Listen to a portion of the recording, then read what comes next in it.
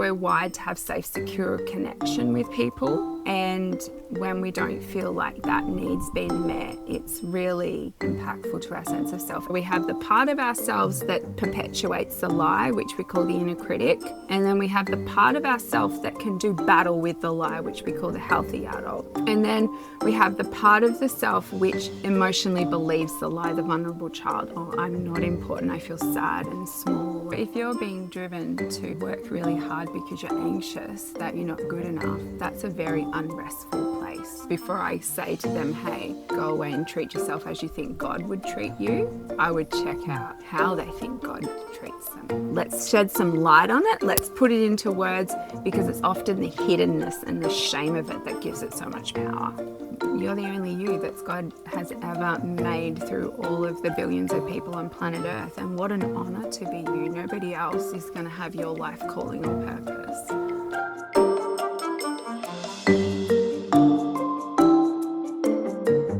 Today we are joined by clinical psychologist Jess Bishop. Welcome to the podcast, Jess. Thanks, C. Happy to be here. You wrote an article for us in the June issue of Science for the Times, and it was titled How to Defeat Your Life's Lie. That might be self-explanatory to some people, but before we get into that, do you just want to tell us a little bit about your background and who you are?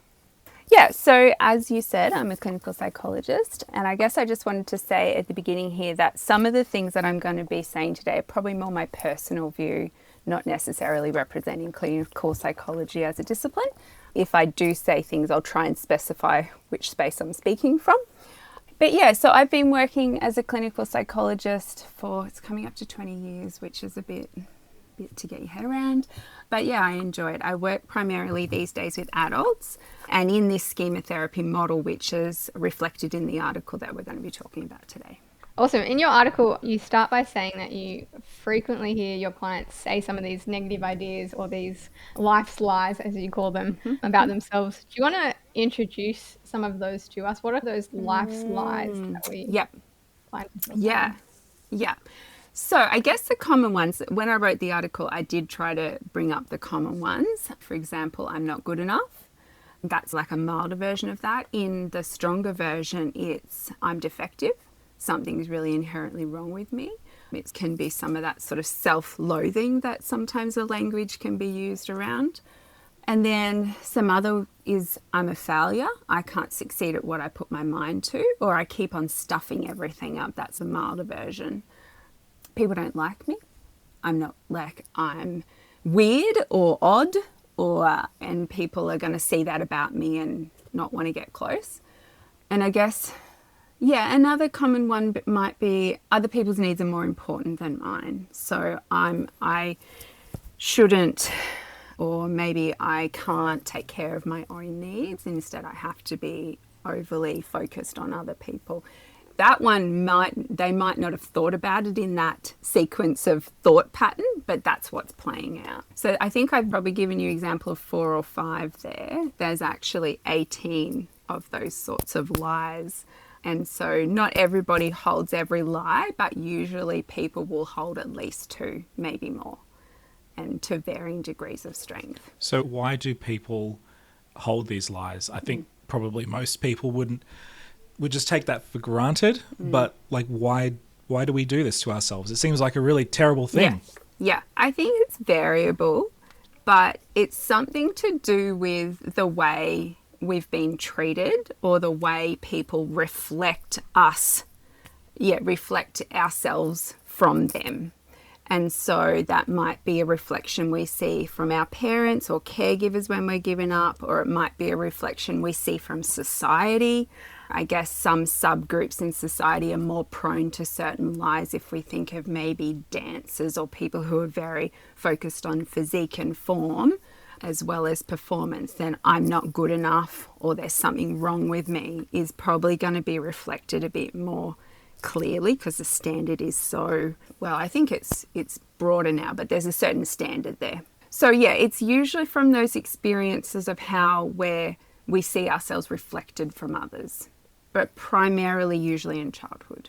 What about people who, I know this makes sense for people who have maybe had more damaging childhoods or who have had interactions with people who have really hurt them, but what about people who have just It seems like everyone has these lies essentially, like even if you Yeah. had a good childhood or didn't. Yeah.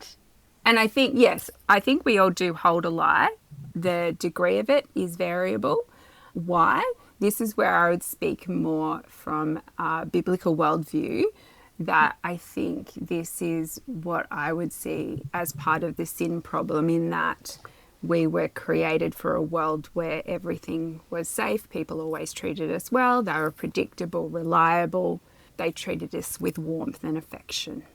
And that's actually what we need in order to develop a really strong, healthy, happy view of ourselves. And so any breakdown in that, whether it's milder or more extreme, is going to create the environment for some of these lies to grow.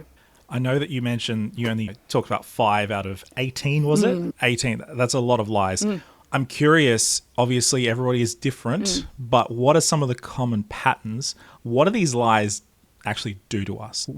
How does that show up in our everyday life? Maybe there's a few examples that are a bit more specific. Yeah, I guess I can give you what we might call a non-clinical example. So this person wouldn't have a mental health issue as such, but one of the ways, so that I'm not good enough or there's something wrong with me, can lead to some sort of mild anxiety, right? And because of that mild anxiety and not wanting people to find that out about me, I believe it about myself, I'm not good enough, I try and cover it up. And I might cover it up by being super funny and the class clown or whatever. Or I might cover it up by being super diligent and the overachiever and a bit perfectionistic.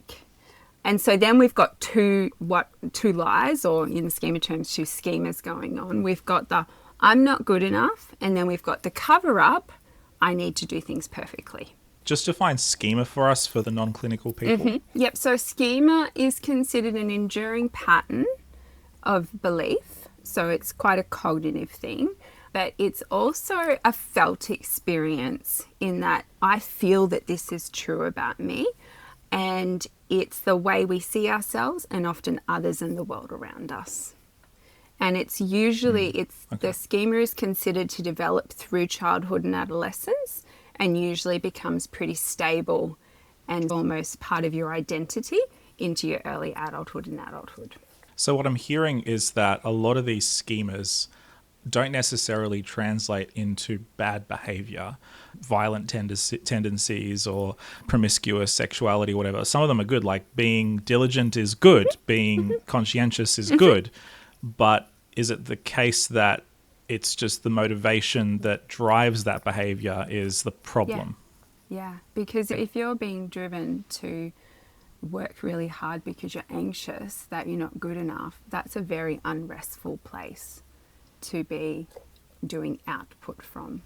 And people who have a stronger version of this, they're quite prone to burnout, because you don't know when to rest. And your worth, your sense of self is based on this output. And yeah, you can struggle to know when to step back and be like, oh, that's enough. I did a good job. You mentioned that we all live by one or more of these lies. I'm sure a lot of people aren't consciously aware that they are living from one of these. How can you come to identify that? If someone is listening to this and they were like, oh, I've never heard about this, or what am I believing? So if you're like an average member of the population and you're listening to this and you're like, oh, maybe there's something going on here that I didn't know, I'd probably encourage you to do a bit of Googling and get on and Google schema therapy schemas. There's some good websites, and I don't know if you guys like do links on when you put this out there, but I can give you a link to quite a good summary of the schemas, and they're explained in really good language. You can have a little read and go, oh yeah, I think that could be me. There is also a self-help book that's written that I think it actually looks at only 14 of them, but the more common ones, called Rethinking Your Life by Kolosko and Young, or Young and Kolosko with a K. Yeah, I guess I'd do some reading and have a bit of a self-reflection and see if you see yourself in that. I think the tendency or the desire for people listening to a psychologist is to do some diagnosis live on the podcast, but we'll try and refrain from doing that. I think the last time we spoke with a psychologist, we ended up getting diagnosed in all sorts of different ways, and it was very revelatory.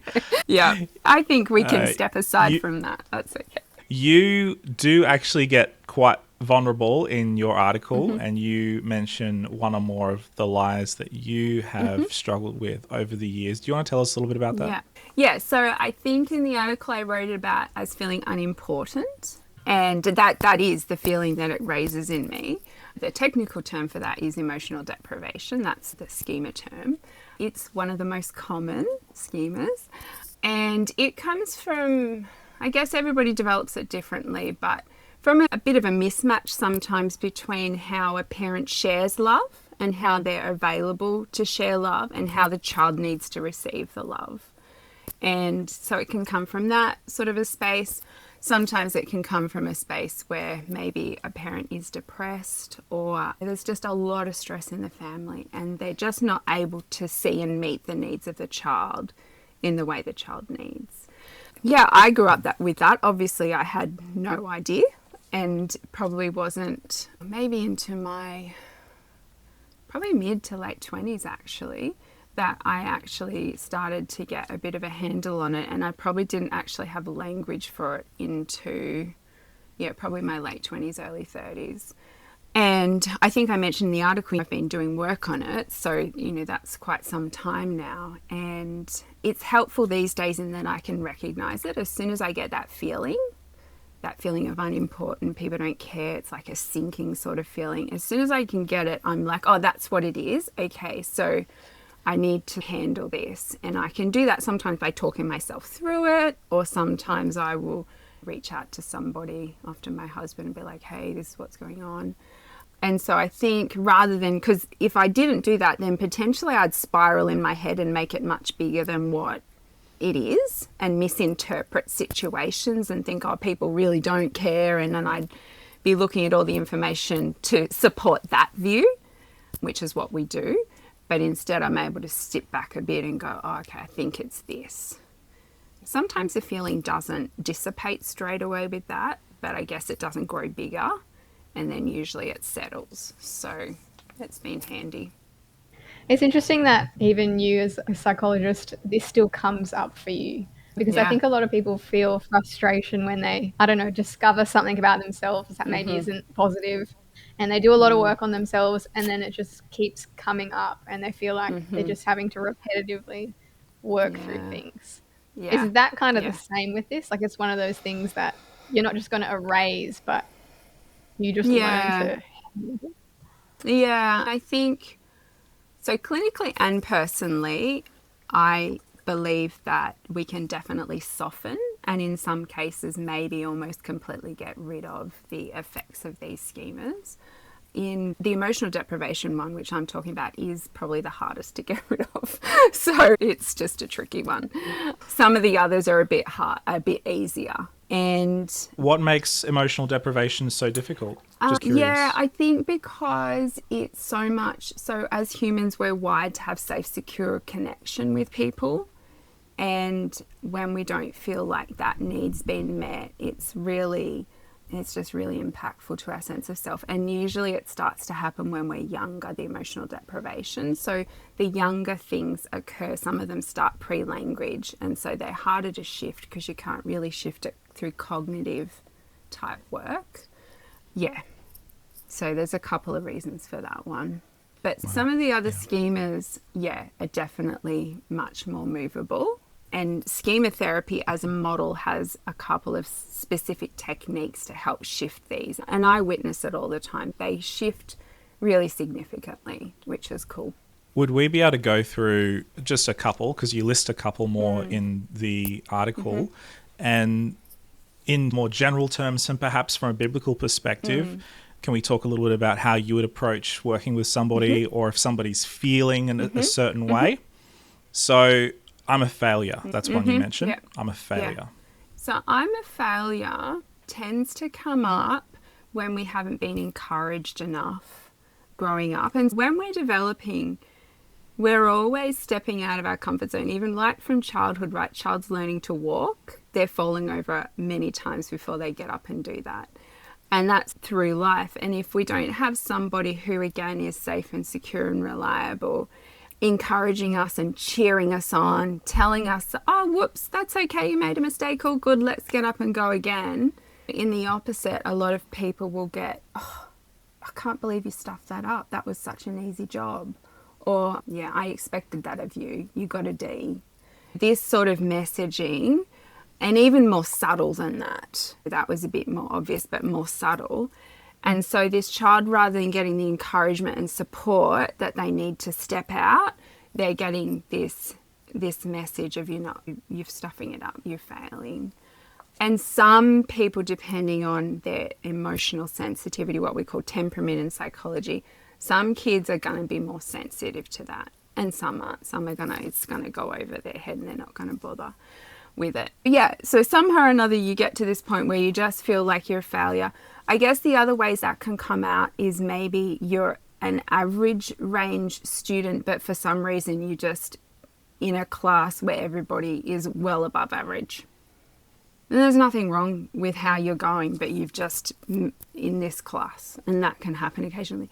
Or for people who have things like ADHD or some other learning problem, where again their intelligence is fine, but the way they absorb information or are able to output that's a bit different, which is hard. It makes it hard. So then, yeah, they start to believe this, I'm a failure, I can't succeed.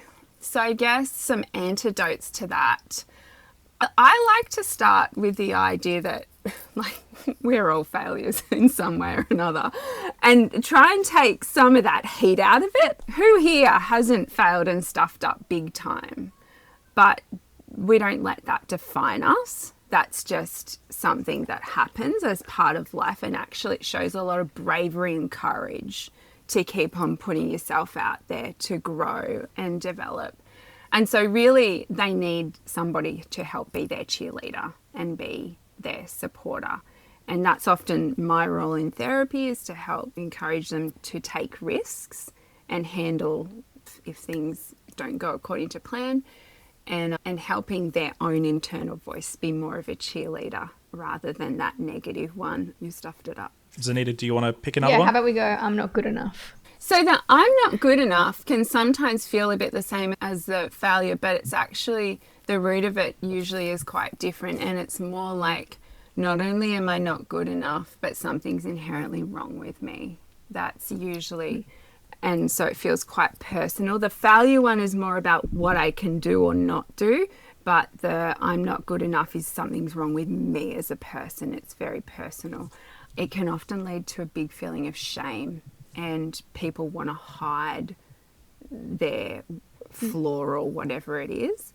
That can come from a few different places, but it's possibly from a growing up experience where there was shaming words put on the child, often unintentionally, maybe with the hope to motivate. But you're a silly boy. Oh, look, your sister does that so much better than you. These sorts of things. Usually stronger words, but anyway.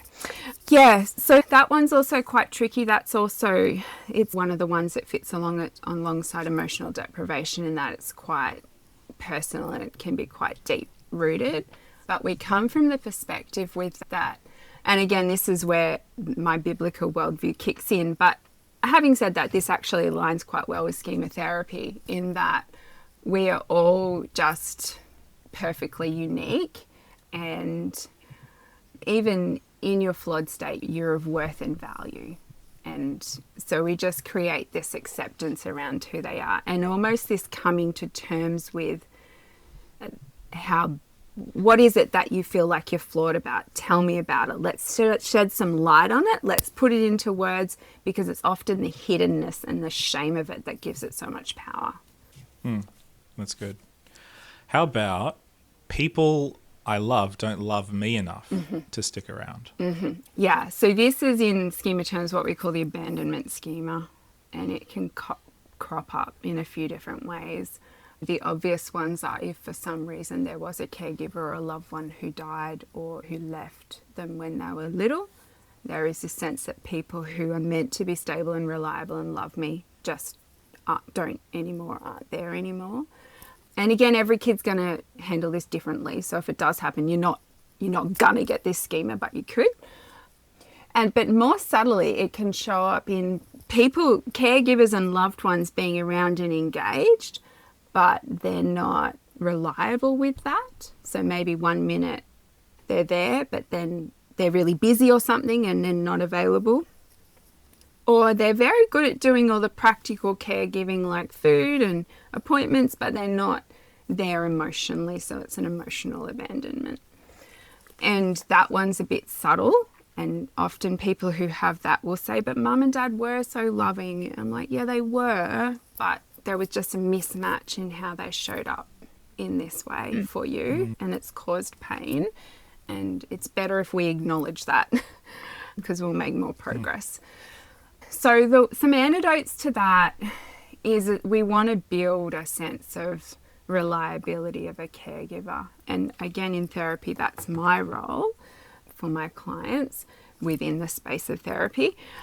But I also encourage them to think about the people that they have in their life. One of the things about these lies or schemes is that they do tend to be self-perpetuating, meaning if we've had some unstable or unavailable caregivers in childhood, we are likely to find the same in other important relationships in adulthood.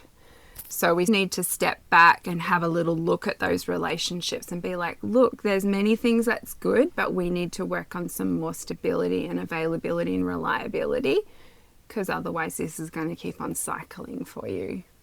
What about we finish with one more, the I'm too different? So in schema terms, that's the social isolation schema, which comes usually with an inherent view that, yeah, there's something just odd or weird about me.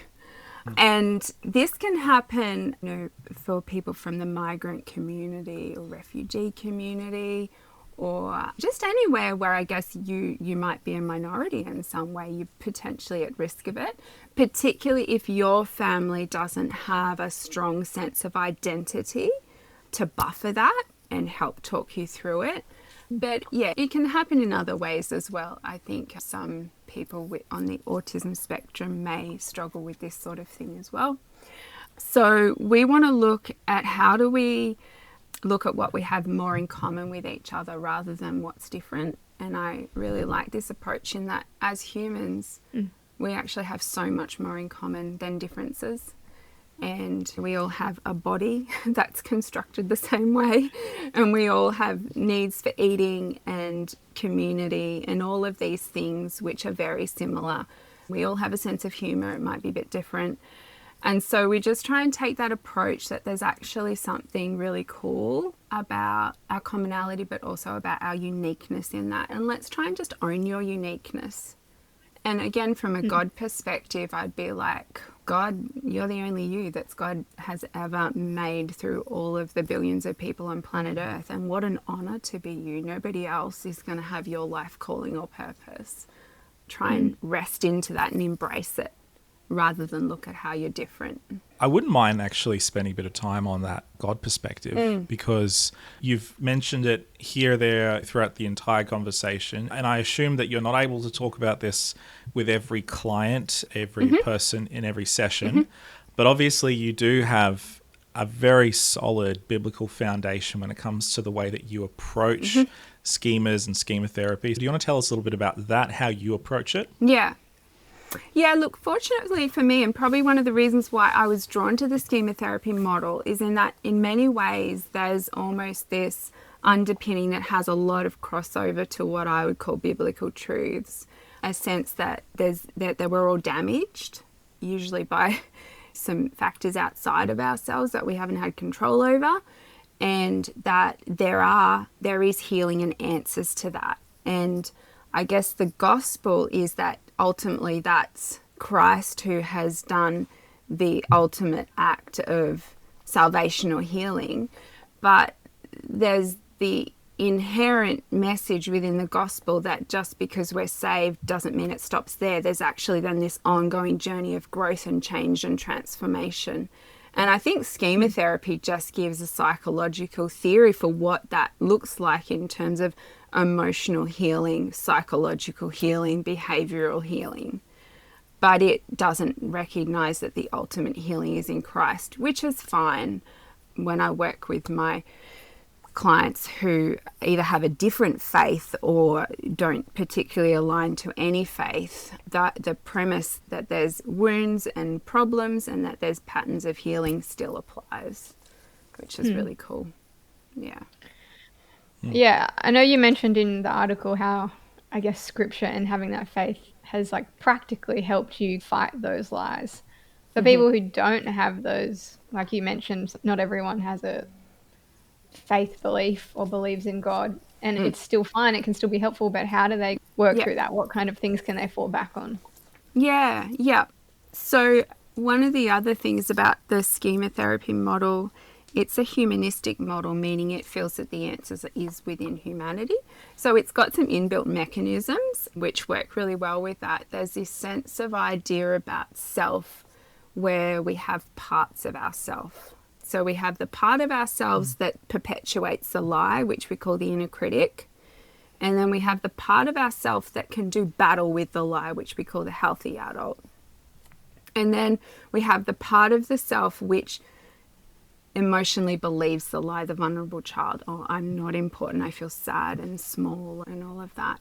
And so in my work with all my clients, we work on clarifying the lie, the inner critic message, and then we work on how do we strengthen our healthy adult to do battle with that and to engage in healthy emotional practices. And this is where we're thinking about who we're in relationship with, how we're relating to ourselves. It sounds a little weird, but we engage in what's called self-dialogue. We have chats with ourselves. We're like, no, inner critic, I'm not listening to you today. You're being really unkind. Go away. And then we ask ourselves, what would I say to my friend in this circumstances? We're trying to elicit a healthy adult response. So there's quite a bit to offer, even without a layer of faith to it. You mentioned toward the end of the article that one of the hurdles people have to get over is the idea that there are people out there who are not just going to perpetuate the negative feelings, the schema that they're trapped in, but that are out there that want to help, that are positive, can be a positive influence, and that sometimes it's really hard for people to actually accept that's something out there. What do you say to that person who is saying nobody out there really cares enough to see me, to be able to help me, whatever? I think, like I mentioned in the article, I look for exceptions with them, because usually there's an exception or two. Some people who have been more reliable and caring. I often say to people, don't watch the news. Like, the news is not going to help you believe that there's good in the world, because it just highlights the negative. Look for those stories that go around on social media that are positive about the boy who jumped into the river and helped rescue the kids who were going to drown or something. Look for the good, because it's out there. And then usually we would do some exercises together to work out how to discern if a person's trustworthy or not, because sometimes our radars can be off. So yes, we believe there's good people out there who are reliable and trustworthy and who 90% of the time will do the right thing by us, and the 10% it was an accident and presumably they'll apologise. But we need to work on our discernment to work out who they are, and so I would work with them on that, because sometimes discernment can be off and they can accidentally get caught up in the same cycles. What about people who we know in our lives who we can see are living out certain lies? It's obviously not appropriate to just be like, you think this, and tell them the lies they're believing or the ways in which they're acting, because that would be rude. But are there things that we can do? I think it depends on the nature of the relationship. So I guess the main two categories that I would think about with this is like a spousal partner relationship versus like a friend or maybe sort of family, although the family could be in the spousal, that could be that close. But the idea that there's some people who, because of the nature of the relationship, there's almost permission to kindly say, hey, I've noticed this about you. Is it okay if we have a little chat about what I've noticed? Because I think it might be of benefit for you to have a look at that. But I would just put a note of caution there in that, particularly if it's like a spousal or partner relationship, I'd check your motivation first. Because if you're anything like me, my motivation is I want you to see it so you can fix yourself so it doesn't impact me anymore. And if that's your motivation, it's going to be a bit messy. And if it is your motivation, I would just own that and be like, hey, can we chat about this because it's bothering me? Honey, I've noticed there's something wrong with you. So it's a tricky conversation, but it's also, I think there's space for it. Yeah. With a friend, I think that's a little bit different. You're less likely to be motivated by the, hey, I want you to change because it's bothering me. You're more like, oh, I can see you're struggling and I feel like maybe this might shed some insight. And if you feel like your friendship can tolerate it, I'd just find a time to broach it and be like, hey, I've been doing some reading and I was thinking about you as I was reading. Is it okay if I share with you?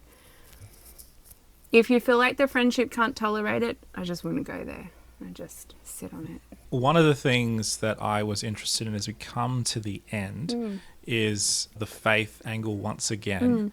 How does God see us in the midst of all this? Because that is often for people who are people of faith. They don't just care about how others see them, how they see themselves, but also there's the God factor. And a lot of the condemnation can come from, hey, God thinks I'm stupid or not lovable enough or not good enough or thinks I'm a failure. Yeah, it's a good point. Hey, I do think that your view about God is huge. And it's something I check out with my Christian clients before I say to them, hey, go away and treat yourself as you think God would treat you. I would check out how they think God treats them. Because my view is that God is always compassionate to us. The word for compassion, I think, in the Greek is something, or it could be the Hebrew. It's something like the digestive organs or the bowel or something. Like it's the inner parts, that God is moved in the inner parts when he sees the suffering of humans. And there's other words, I think, in the Hebrew that like God has care and compassion like the mother does on the child in the womb. There's just these big concepts about God's care, his mercy and compassion towards us that I think are the cornerstone of how we want to view God in the light of our struggles. I don't think he judges us. I don't think he looks harshly on us. I think he's like, I know that about you already, and I still love you. I think you're great. Which makes approaching some of those things a lot less intimidating, I think. Absolutely, yeah. Because it creates a space for acceptance. And as soon as we have some acceptance, then all of a sudden something that felt absolutely overwhelming and awful feels like, oh, maybe I can look into that space a little. All right, well, thank you so much, Jess, for coming on and talking to us today about schema therapy and the lies we tell ourselves. We'd love for you to write for us again soon. Thanks, C. My pleasure.